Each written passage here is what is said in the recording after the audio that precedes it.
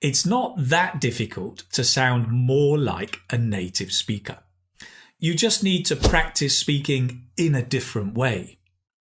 Many students learn and practice speaking English with books, and they end up sounding more like a book than a real person.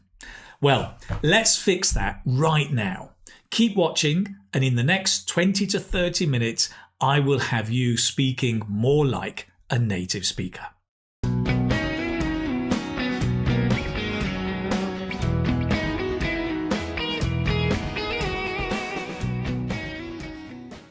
Hello, my name is Keith and I run the website The Keith Speaking Academy and the YouTube channel English Speaking Success. Oh, as well as a new channel called English Speaking Success Shorts, helping you learn English in less than a minute. Go and check it out. Now, do you know what? When I was younger, I went on holiday to France, right? And I had studied French at school for years. And I discovered when I was in France that I couldn't understand the native French speakers, and they couldn't understand me. You see, I wasn't used to hearing French sounds and connecting that with the words I'd read in the books at school. This is even harder in English because the difference between the words and the sounds is huge in English, right? I mean, native English speakers do all sorts of strange things. We connect words like I get up, I get up. We use contractions instead of I will, I'll go. We add sounds, drop sounds, even change sounds when words come together. We even leave out whole words when we're speaking. Yeah, I'm going to the pub. Coming? Instead of I'm going to the pub, are you coming? Right? So no wonder it's difficult to understand us. Right, now you may be thinking, but Keith, I can understand you. Yes, but I'm a teacher, right? And not everybody in Britain speaks like me. Oh yes, I know. Look, I'm not knocking the presents. It's just I've got to get away this year. So in this video, I will help you hear and practice some of the most common examples where natural native English speaking is different from the words that you see in a book. Let's go.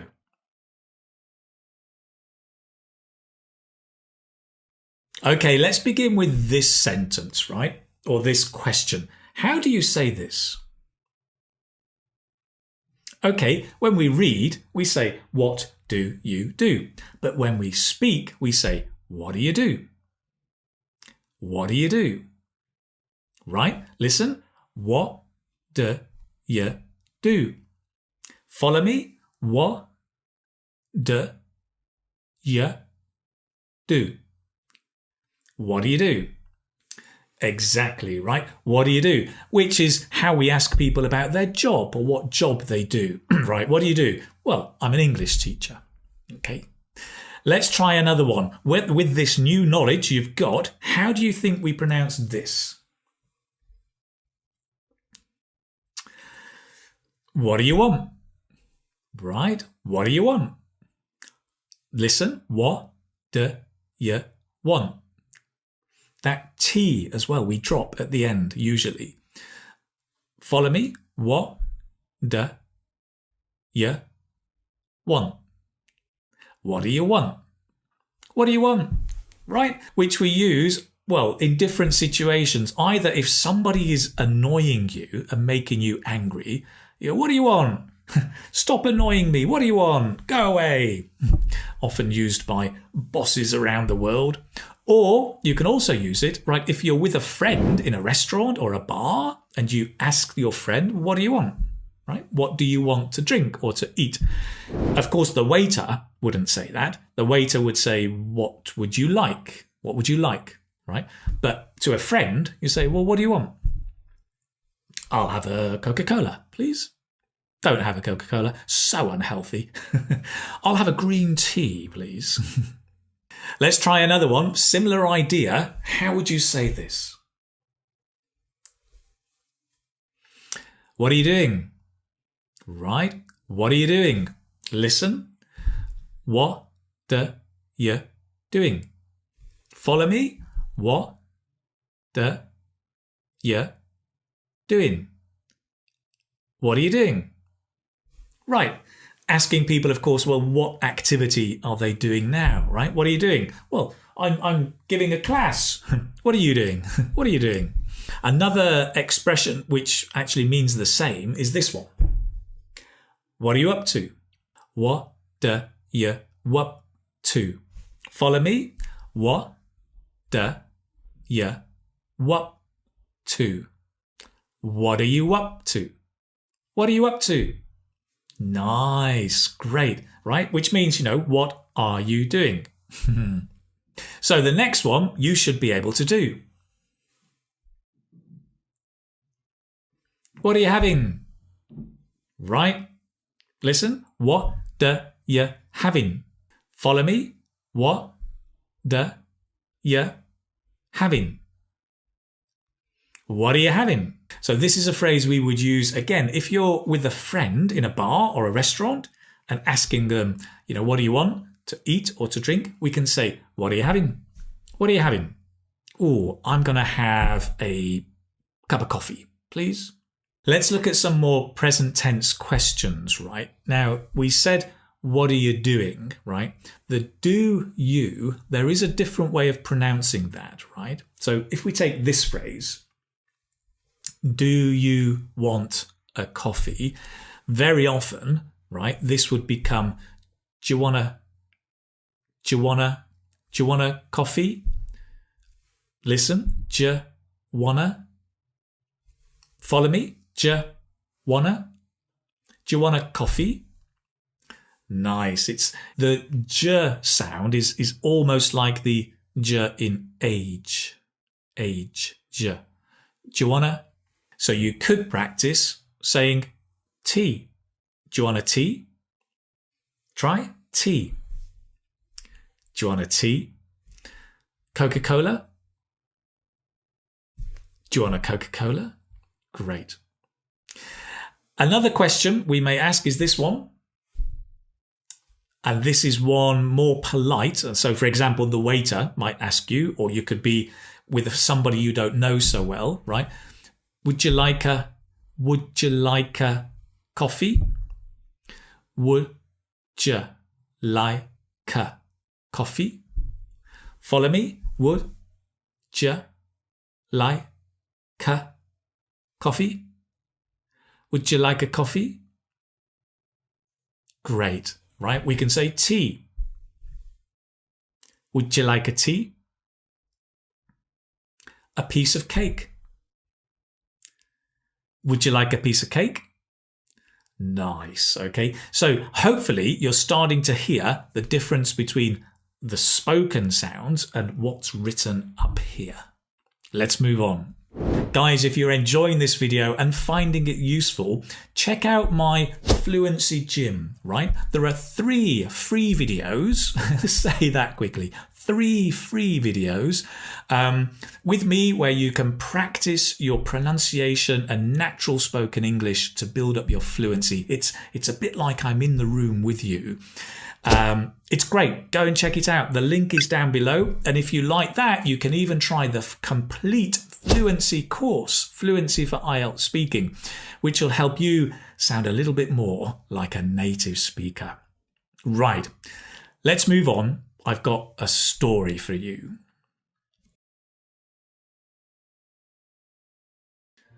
Once upon a time, a long, long time ago, there was a little girl who lived in the forest, and her name was Goldilocks.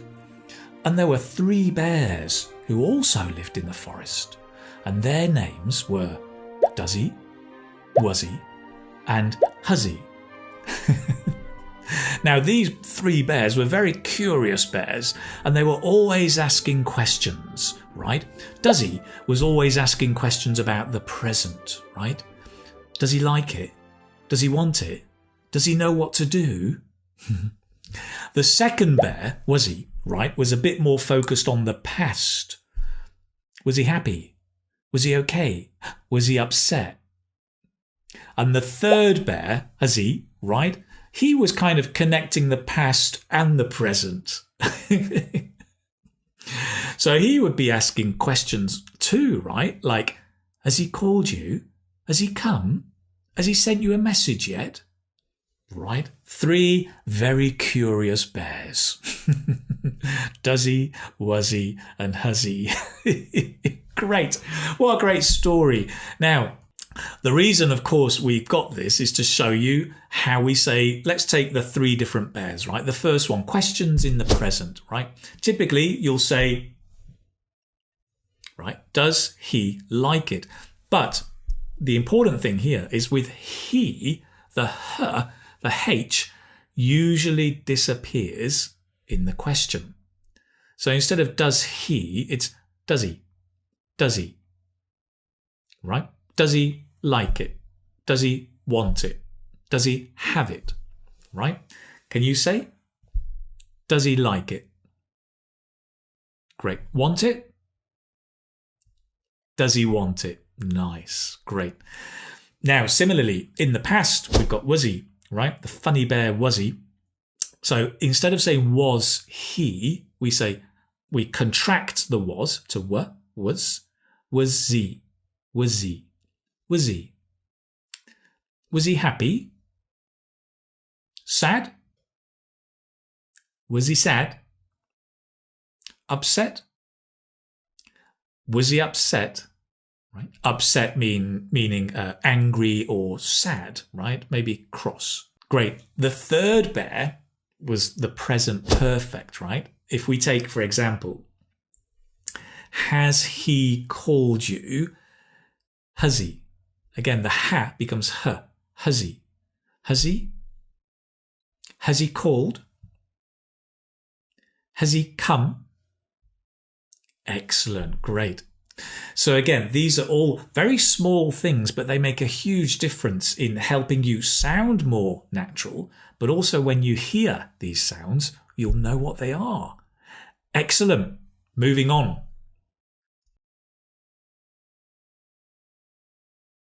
Now, there's a common question, right, I get from students, which is, can I use wanna and gonna in IELTS speaking? It's a great question, and the answer, very briefly, is yes, right? Wanna and gonna are contractions of want to and going to, and yes, we use contractions in spoken English. IELTS speaking is a test of your natural spoken English, conversational English, so yes, use them. It's a great question, but what you should also be asking me is, well, what other contractions are there? How many are there? And actually, are there other things that native speakers do when speaking naturally that I should know about? The answer is yes, and luckily for you, there's a video up here that I made that tells you all about it. So you can go and watch that. No, not now. No, later. Because right now, stick with me, we're going to have a look at those contractions wanna and gonna and a few others in a bit more detail. Alrighty, let's have a look at these common contractions. First of all, this one. How would you say it? Of course, we read it, I am going to go. But when we speak, I'm going to go. I'm going to go. Listen, am gonna go. Follow me, am gonna go. I'm gonna go, right? I'm gonna go. The big mistake a lot of people make is they say, I'm gonna to go. I'm gonna to go. Remember, the gonna includes the to, so you don't need to say to go. You drop the to. I'm gonna go. I'm gonna come. I'm gonna visit you, right? What if you want to say, have a coffee? I'm gonna have a coffee. Nice, great. This one. Excellent. I think you're getting the hang of this. I want to go. I want to go. Listen. Na go. Follow me. Na go. I want to go. I want to go. Nice. If you want to say visit you, I want to visit you. I want to visit you. Excellent. Good. Now, what about this one? Should we go? Should we go? Listen. Should we go? Follow me. Should we go? Should we go? Right, that huge contraction. Instead of shall we go? Should we go? Should we have a coffee? Should we go out? Okay, try it. If I want to say go out, should we go out? Great, okay. Which of course, this is used to shall we is a suggestion to people with you to do something together, right? Great, we've looked at the gonna, the wanna. What about this one? Getting a bit more complicated. If we want to talk about regret in the past, right? We might say,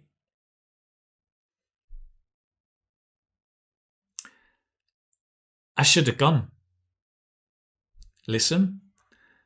I should have gone. Follow me. I should have gone. I should have gone. I should have gone.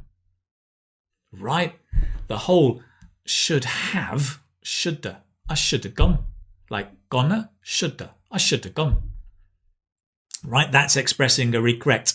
You know, there was a party last week. I didn't go, and now I feel bad about it. And, you know, maybe it's FOMO, fear of missing out. I should have gone. Right? That's a regret I have now. Talking about possibility in the past, well, we have this phrase.